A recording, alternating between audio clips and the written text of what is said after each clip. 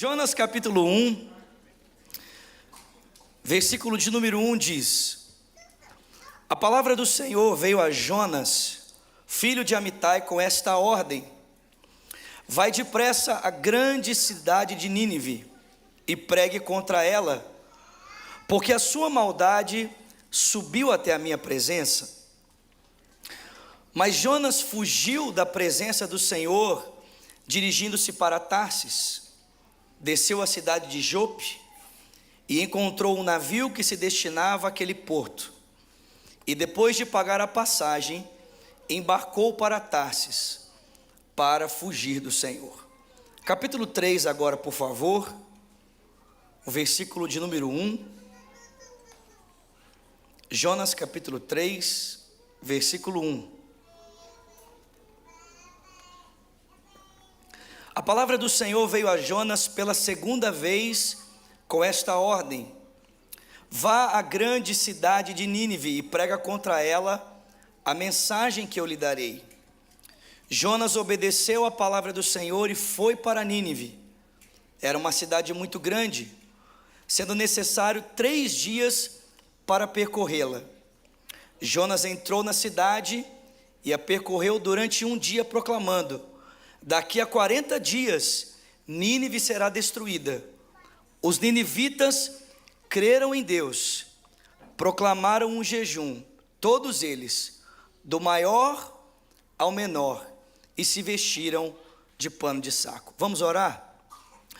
Pai Celestial, nós queremos nessa noite ouvir a Tua voz, e suplicamos que o Teu Espírito esteja aqui nos ajudando nesse sentido, Senhor. Abre o nosso coração para receber a Tua palavra. Alinha, Senhor, a nossa expectativa, a expectativa do Teu coração. E ajuda-me, Senhor, nessa noite, como Teu instrumento, a compartilhar a Tua palavra com o coração dos meus irmãos, com sabedoria, com clareza e com, ó Deus, autoridade.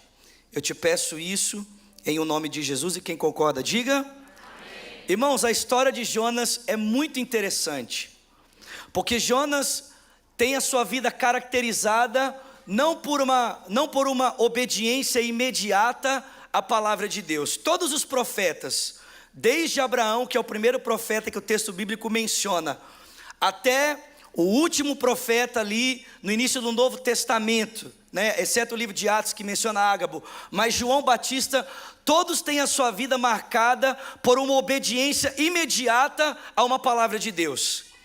Mas Jonas é um profeta diferente. Ele tem a história dele marcada não por um ato de obediência imediata à palavra de Deus, mas ele tem a história dele marcada exatamente por uma desobediência, por uma resistência em cumprir aquilo que Deus estava colocando no seu coração. E sabe o que é interessante? É que essa resistência no coração de Jonas, que motivou a uma desobediência, não estava alicerçada num problema teológico, num problema de falta de conhecimento da palavra de Deus, da vontade de Deus. Existem muitas pessoas que na sua vida vivem em desobediência a Deus, porque elas têm um problema de falta de conhecimento. Elas não conhecem a palavra, elas não conhecem o Deus da palavra, e por essa razão acabam então tendo razões para desobedecer a Deus em algum aspecto da sua vida. Mas esse não era o problema de Jonas. Se você conhece um pouco da sua história e já leu esse livro, você sabe que Jonas conhecia muito bem quem era o seu Deus e qual era o caráter do seu Deus.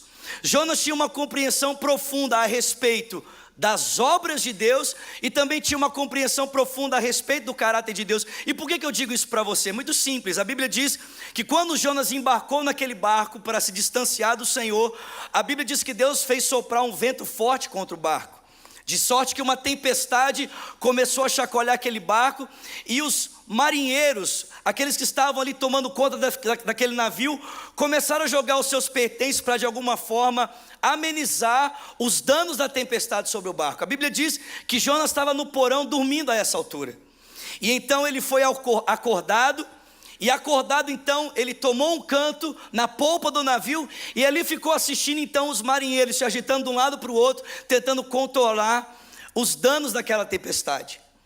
Mas a Bíblia diz que por um momento aqueles homens resolveram jogar sorte, para tentar de alguma forma, por meio da intuição dos deuses, descobrir quem era a causa daquela atrocidade. E a Bíblia diz que, por incrível que pareça, a sorte caiu sobre Jonas. E então os homens se aproximaram dele e perguntaram: Jonas, quem é você? O que está acontecendo? Por que o nosso barco está sendo acometido por essa tempestade? E a Bíblia diz que Jonas se levantou e disse: olha, eu sou Jonas, eu sou um profeta de Deus, e a razão desse barco estar sofrendo o que está sofrendo é muito simples.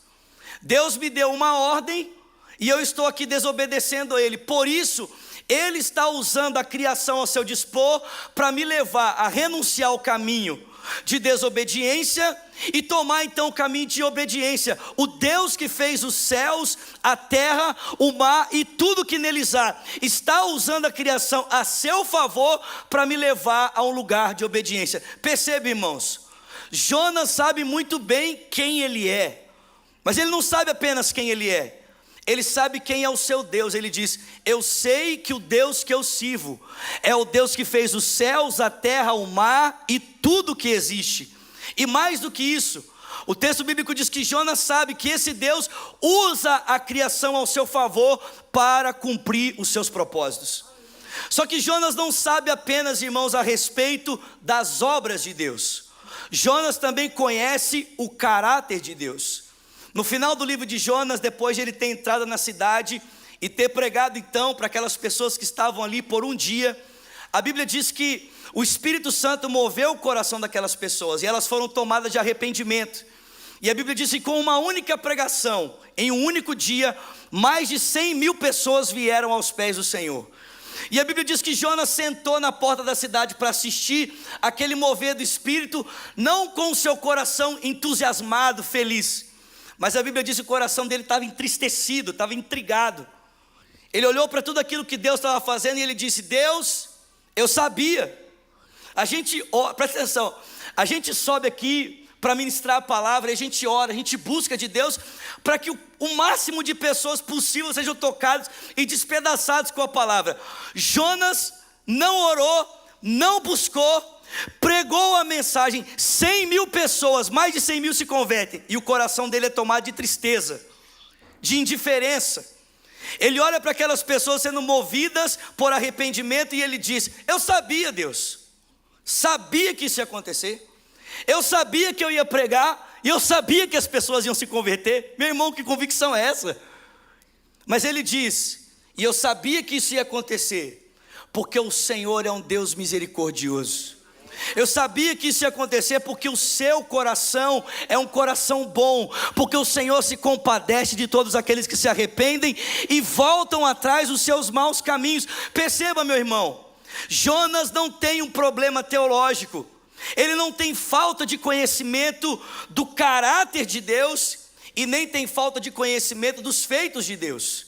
Talvez você esteja aqui nessa noite e em algum aspecto da sua vida você esteja vivendo em desobediência. Talvez exatamente por isso você não conhece o seu Deus e não conhece os feitos do seu Deus. Ou pior, talvez você tenha uma informação errada, um sofisma, uma meia-verdade. Porque, irmãos, pior do que a falta de conhecimento na vida de uma pessoa é um entendimento errado, é uma verdade distorcida, é algo que eu acredito ser verdadeiro e na verdade se distancia radicalmente da verdade. Se esse é o seu caso, eu tenho uma dica para você, eu tenho um conselho para você. Se a razão da tua desobediência é o teu desconhecimento do caráter de Deus ou dos feitos de Deus, a resposta para você é muito simples: vem fazer carisma, vem estudar a palavra de Deus, vem para o pocket. Pare de conhecer superficialmente a Bíblia que fala a respeito do seu Deus e conheça profundamente a palavra, porque à medida que você se aprofunda na palavra, você se aprofunda no conhecimento do caráter do seu Deus. Isso é muito simples, irmãos, isso é muito simples. Jonas tinha um problema para desobedecer a Deus, mas esse problema não era a falta de conhecimento de Deus. E eu digo para você que Jonas também não tinha um problema relacional. O problema dele nem era teológico E o problema dele também nem era relacional. Como assim, pastor? Você consegue perceber? Jonas não tinha um problema de relacionamento com Deus. Irmãos, eu não sei quantos de vocês já tiveram a oportunidade de ouvir Deus audivelmente como Jonas ouviu. Mas, irmãos, perceba, ainda que o coração de Jonas estivesse resistente em obedecer a Deus, os ouvidos dele estavam abertos para ouvir a sua voz. Ainda que houvesse dentro dele uma resistência em cumprir com aquilo que Deus estava colocando no seu coração, ainda assim, irmãos, Deus encontrou os ouvidos de Jonas abertos para ouvir a sua voz, e mais do que isso, entender claramente aquilo que Deus estava exigindo dele. Alguns de nós aqui talvez estamos vivendo em desobediência em algum aspecto da nossa vida, não porque não conhecemos a Deus, mas porque não entendemos a vontade de Deus. Não entendemos o que é que Deus espera de nós. Não conseguimos entender a sua voz, não conseguimos entender a sua direção, e acabamos então tomando uma decisão precipitada e nos colocando numa zona de risco, por uma razão muito simples: nós não temos um relacionamento profundo com Deus. Mas esse não era o caso de Jonas. O livro diz que ele ouviu Deus claramente, não apenas uma vez, mas 3 vezes.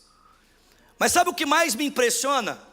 O que mais me impressiona não é o fato de Deus falar e Jonas ouvir. Porque, irmãos, se Deus decidir falar com você nessa noite, não existe nada que possa impedir a voz dele de chacoalhar você, amém? O mais impressionante para mim não é Deus falar e Jonas ouvir, é Jonas falar e Deus ouvir.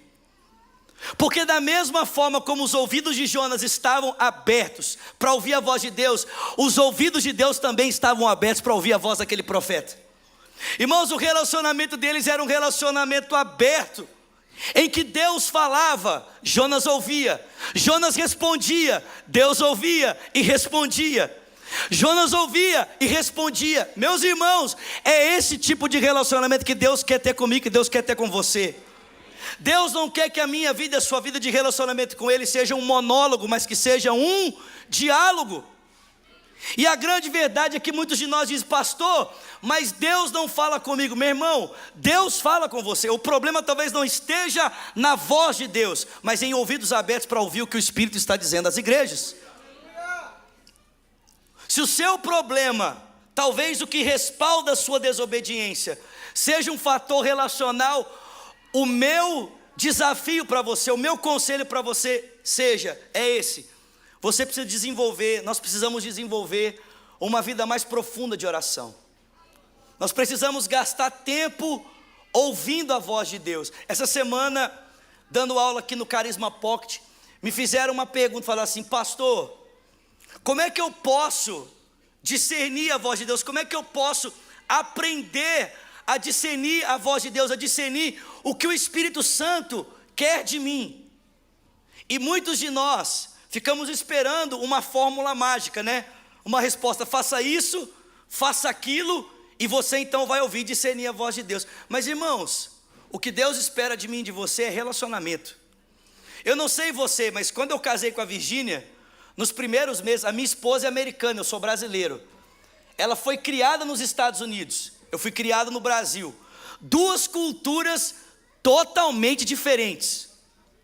Será que quando nós entramos no nosso casamento, a gente tinha dificuldade em alguns momentos de comunicar, sim ou não? Quem viveu isso aqui no seu casamento? Levanta sua mão. Às vezes você fala uma coisa e a pessoa entende outra. Por quê, queridos? Preste atenção. Por quê? Porque você, escute isso, porque você discerne o que o outro está falando a partir das suas próprias expectativas, das suas próprias experiências.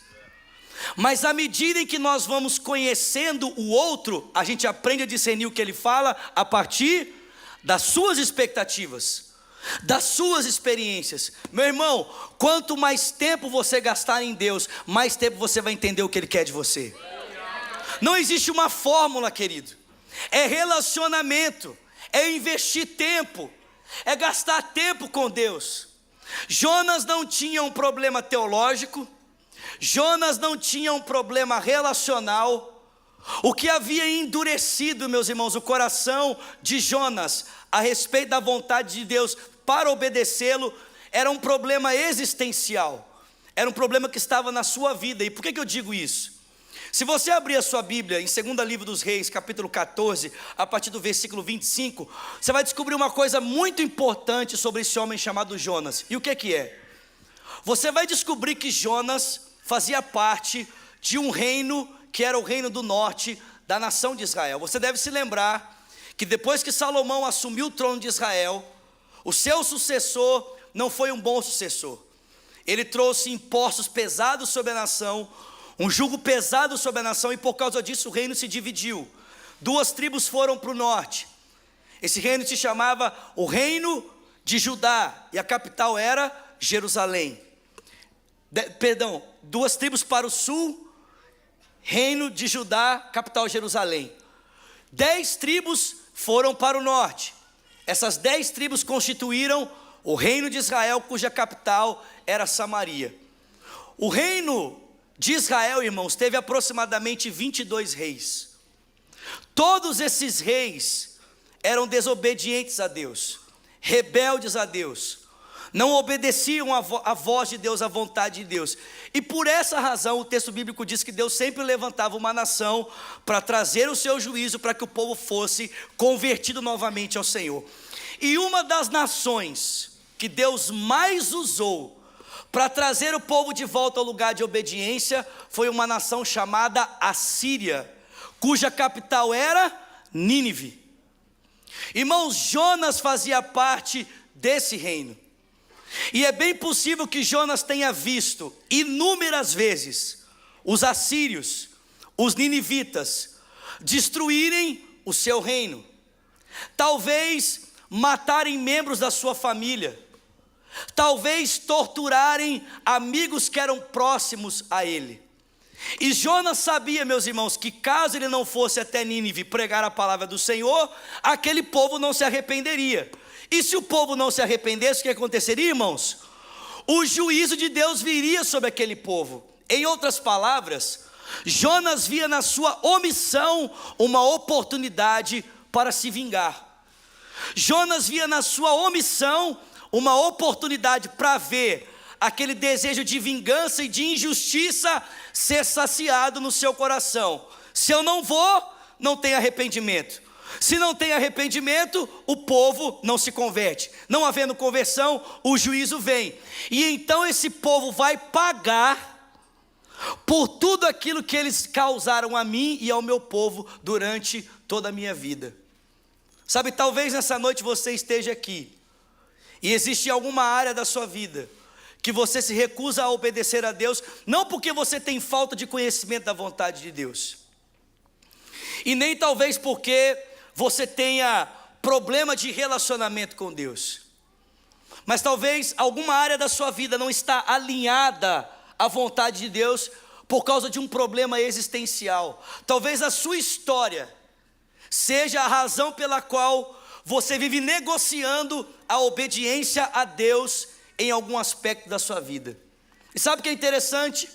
Deus queria tratar com Jonas, Deus queria curar Jonas desse aspecto existencial na sua história. E como é que Deus fez isso? Quando nós temos problemas existenciais que nos impedem de fazer a vontade de Deus, como é que Deus trata com a gente? Deus trata com a gente de uma forma muito simples, irmãos. Deus trata com cada um de nós enviando a nós a sua palavra. Porque a palavra é o instrumento pelo qual Deus decide curar o nosso caráter. A palavra é o instrumento por meio do qual Deus decide curar o nosso coração. E nós temos duas posturas que podemos tomar diante da palavra de Deus. A primeira postura que nós podemos tomar quando Deus envia a sua palavra para curar o nosso coração é uma postura de obediência. Escute isso. Se você decidir nessa noite se posicionar em obediência a palavra que Deus está trazendo ao seu coração para sarar você, você vai ver Deus agir em favor da sua palavra na sua vida. Alguém pode dar glória a Deus por isso? Eu vou repetir. Você vai ver Deus agir em favor da palavra dele na sua vida. Deus envia a palavra para sarar o nosso coração, e a gente pode decidir se posicionar em obediência e ver Deus sarando o nosso coração através da sua palavra, curando a nossa vida, amém, queridos? Mas a gente também pode decidir desobedecer a Deus. E se nós nos posicionarmos em desobediência, nós vamos ver Deus agir em favor da sua palavra contra as nossas vidas. Perceba, Deus não muda a postura dele por causa da sua postura. A gente acha assim: se eu obedecer, Deus tem uma postura; se eu desobedecer, Deus tem outra postura. Não, meus irmãos, Deus continua sendo fiel à palavra dele, obedecendo você ou não obedecendo. Mas, irmãos, preste atenção: se nós obedecemos a palavra, nós vamos ver Deus agindo em favor da sua palavra na nossa vida. Mas se nós desobedecemos, aquele vento que poderia ser a favor se a gente estivesse na direção certa, vai parecer contrário. Por quê, queridos? Não porque Deus está indo contra nós, mas nós estamos indo contra a palavra dele. Consegue entender, querido? Consegue entender? Você escolhe como você quer chegar em Nínive. Você escolhe se você quer chegar em Nínive cheirando Calvin Klein, ou se você quer chegar em Nínive cheirando sushi. Deus não muda, meus irmãos. Preste atenção, de uma forma ou de outra, Ele vai cumprir a palavra dele na sua vida. A questão é: como nós vamos nos posicionar diante dessa palavra?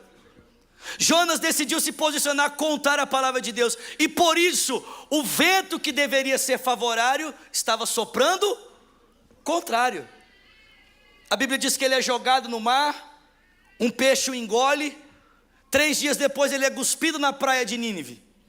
E agora, irmãos, a voz de Deus fala com ele mais uma vez: Jonas, ei Jonas, entra na cidade de Nínive e prega a mensagem que eu dei para você pregar. E, irmãos, Jonas entrou e obedeceu, sim ou não? Ele pregou a mensagem, sim ou não? Mas não de todo o coração, queridos. Ainda que ele tenha obedecido externamente, ainda assim o coração dele não estava comprometido com aquilo que Deus estava falando. E por que eu digo isso? Eu digo isso por 2 motivos. Primeiro, a Bíblia diz que Nínive era uma cidade tão grande, 120 mil habitantes, eram necessários 3 dias para percorrê-la. Jonas fez em quanto tempo, irmãos? Um único dia. Sabe o que isso mostra? É que ele precisou passar a cidade correndo, para que a mensagem pudesse ter sido feita, sido pregada em apenas um único dia. O que mostra para nós que a eficiência da mensagem não está na capacidade do pregador, mas no fato de Deus ter ordenado que ela tenha sido pregada. Jonas fez isso correndo em apenas um único dia. Mas, irmãos, ainda que ele tenha pregado a mensagem de má vontade, porque ela era a palavra de Deus, Deus usou aquela palavra para quebrar o coração das pessoas. Porque ela era a mensagem de Deus, Deus transformou o coração daquelas pessoas. E a segunda razão é exatamente a maneira como ele se posiciona diante do arrependimento.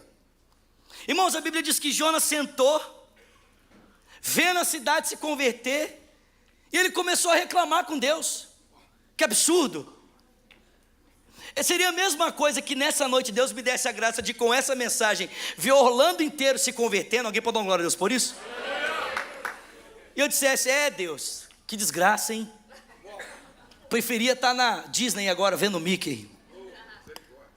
Jonas ficou vendo aquelas pessoas se convertendo, irmãos, e ele ficou profundamente insatisfeito. Ele disse: eu sabia que eu ia pregar e esse povo ia converter. Eu sabia que esse povo ia se arrepender, Deus. E a Bíblia diz que a reclamação dele era tão grande com o Senhor, que o Senhor decidiu fechar a boca de Jonas das reclamações dele, fazendo uma árvore nascer de uma hora para outra. A Bíblia diz que Jonas era careca, o sol estava fustigando a calvície dele, a careca dele. Então Deus fez uma planta nascer e de repente, agora com a sua calvície tapada por aquela planta, a Bíblia diz que Jonas, ele deu uma relaxada, ele parou de reclamar. Mas pouco tempo depois, a Bíblia diz que da mesma forma como Deus fez a planta nascer, Deus enviou um pulgão, um verme. E aquele verme devorou a planta, que da mesma forma que havia nascido, agora também tinha morrido. Irmãos, a Bíblia diz que Jonas virou para Deus e começou a reclamar, dizendo: Deus, o Senhor é muito mau. Deus, o Senhor é um Deus terrível. O Senhor é um Deus cruel. Como é que o Senhor faz uma coisa dessa, Deus? Que absurdo. A planta estava aqui, feliz, viva, e o Senhor mandou esse pulgão terrível para comer a planta. Irmãos, a Bíblia diz que Deus virou para Jonas e falou assim: Jonas, você é um cara muito engraçado, porque você consegue ter misericórdia da planta que ontem não existia e agora não existe mais, mas você não consegue ter misericórdia de uma cidade de 120 mil pessoas que não sabem discernir entre a mão direita e a mão esquerda. Em outras palavras, irmãos, o que Deus estava dizendo para Jonas é o seguinte: Jonas, se esse povo soubesse e conhecesse o que você sabe e conhece, eles nunca teriam feito aquilo que eles fizeram. Se esse povo soubesse e conhecesse o que você sabe, Jonas, e o que você conhece, esse povo jamais teria feito o que eles fizeram. Sabe, nessa noite, talvez você tenha alguma área da sua vida que você tem vivido em desobediência a Deus, não por um problema teológico. Sabe, se você tem dificuldades de enxergar o seu Deus, o caráter dele, mergulhe na palavra, querido. Invista tempo estudando a palavra. Se o seu problema para desobedecer a Deus é um problema relacional, eu digo para você, invista tempo na sua intimidade com Deus. Mas se nessa noite o seu problema é um problema existencial, eu digo para você, Deus quer curar você nesse lugar essa noite. E sabe como Ele quer fazer isso? Ele quer fazer isso através da palavra dEle. O salmista diz: enviou-nos a sua palavra e nos sarou e nos livrou daquilo que nos era mortal. Deus nos envia a sua palavra para nos curar. Mas nós podemos ter duas posturas diante dessa palavra. A gente pode decidir obedecer a palavra e ver Deus agir em favor da sua palavra nas nossas vidas. Ou nós podemos decidir desobedecer a palavra e ver Deus agir em favor da palavra contra as nossas vidas. Sabe, eu quero dizer para você, Deus é soberano, não importa, Ele vai cumprir a palavra dEle na sua vida. Mas irmãos, Deus não está apenas interessado em fazer aquilo que Ele deseja na sua vida. Ele está mais interessado no seu coração. Ele está mais interessado em tornar você alguém mais parecido com Ele. E por que eu digo isso? Eu digo isso para você porque essa é exatamente a lição que esse livro nos ensina. O autor do livro de Jonas é o próprio Jonas. É como se Jonas estivesse dizendo para mim e para você que um dia ele tinha um problema para desobedecer a Deus, e ele viu Deus tratar esse problema no coração dele, enviando ele exatamente para o lugar aonde ele não queria ir. Irmãos, preste atenção, não era apenas Nínive que precisava de Jonas, Jonas também precisava de Nínive. Não era apenas algo em Nínive que Deus queria tratar, mas era algo em Jonas também que Deus queria tratar. E é ele quem diz: olha, eu tinha o meu coração endurecido pela dor, pelo sofrimento, mas Deus quebrou o meu coração, me enviando para aquele lugar, me fazendo perceber que aquelas pessoas precisavam tanto de misericórdia, como eu também preciso de misericórdia. Você pode ficar de pé no seu lugar nessa noite?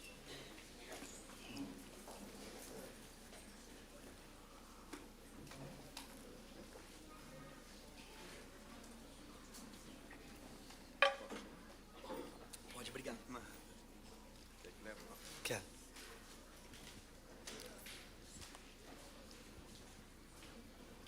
Talvez você esteja aqui e você diz: eu não vou perdoar aquela pessoa, ela não merece. Sabe de uma coisa? Você tem toda a razão, ela não merece, e é por isso que você vai perdoá-la, porque perdão não é pagamento. Perdão a gente não dá para quem merece, porque se a pessoa merecesse seria pagamento, não seria perdão. Perdão a gente dá para quem não merece. Talvez você tenha dificuldades na área de pureza da sua vida, e você diz: eu tenho muitas lutas nessa área, porque aconteceu isso, aconteceu aquilo. E você usa o seu passado como uma desculpa para continuar vivendo uma vida suja no presente. Eu digo para você nessa noite: Deus quer curar você. Deus quer sarar você. Ele quer libertar você. Você não precisa ficar sendo refém do seu passado. Você pode ser o protagonista do seu futuro, querido. Você pode ser alguém poderosamente usado por Deus na sua vida, se você decidir simplesmente se colocar no lugar de obediência daquilo que Ele pode fazer na sua história.